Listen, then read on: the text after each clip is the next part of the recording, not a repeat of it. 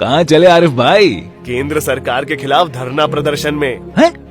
कैसा धरना प्रदर्शन? केंद्र सरकार हम मुसलमानों के खिलाफ संसद में कानून लाई है, जिससे हम मुसलमानों को भारत छोड़कर जाना पड़ेगा।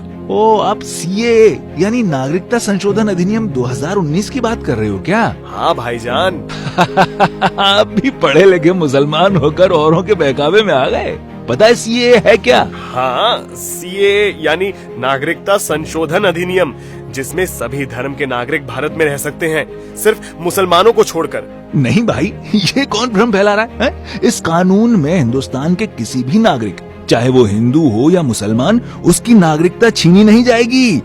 ये तो नागरिकता देने का कानून है। नागरिकता देने का कानून?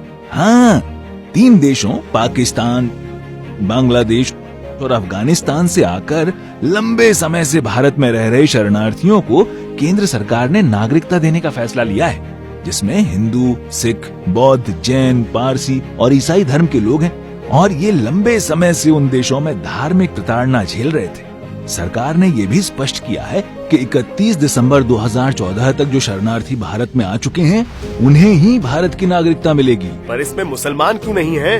अरे भाई, वो इस्लाम धर्म मानने वाले देश हैं। वहाँ मुसलमानों को अपने धर्म को मानने से कौन रोकेगा? हाँ, बात तो सही है।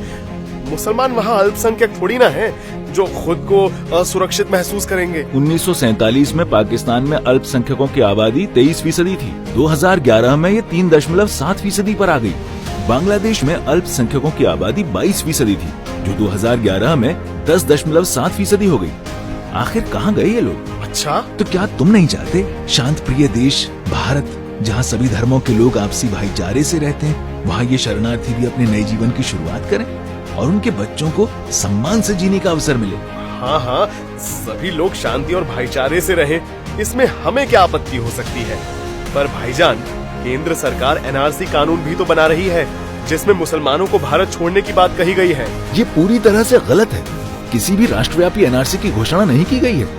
जब इसकी घोषणा की जाएगी तो ऐसी स्थिति में नियम और निर्देश ऐसे बनाए जाएंगे जिससे किसी भी नागरिक को परेशानी न हो। अच्छा, सरकार के खिलाफ यूं ही अफवाहें फैलाई जा रही हैं। अच्छा, अगर ऐसा है तो मैं एनआरसी से भी क्यों डरूं? हाँ, तो फिर किसके कहने पर धरना प्रदर्शन में जा रहे थे? कांग्रेस, तृणमूल कांग्रेस, आम आदमी पार्टी, राजद, सीपीआई, सीपीएम और अन्य पार्टियों के नेता अपनी राजनीतिक रोटियां सेकने के लिए हम मुसलमानों को भड़काने की कोशिश कर रहे हैं। आप नहीं मिलते तो सीएए यानी नागरिकता संशोधन अधिनियम के विषय में समझ नहीं पाता और मैं भी अभी उस उन्मादी भीड़ का हिस्सा बन गया होता। लगता है अब समझ गए हो देश में अशांति फैलाने का खेल कहाँ से हो रहा है। हाँ भाईजान। तो देश के सभी मुसलमान भाइयों से अपील है, पहले खुद समझें सीएए यानी नागरिकता संशोधन अधिनियम 2019 है क्या, और औरों को भी समझाएं। साथ ही एनआरसी पर अफवाहों से भी बचें। नहीं तो झूठ और भ्रम फैलाने वाले ये राजनीतिक दल अपने वोट बैंक के स्वार्थ के लिए हमें आपस में यूं ही लड़ाते रहेंगे और देश में अशांति का माहौल पैदा करते रहेंगे। हम मुसलमान भी अब शिक्षित हैं, लोगों के बहकावे में आने वाले नहीं हैं। शांति और भाईचारे से हो देश की तरक्की, हम सबका भी है यही आह्वान।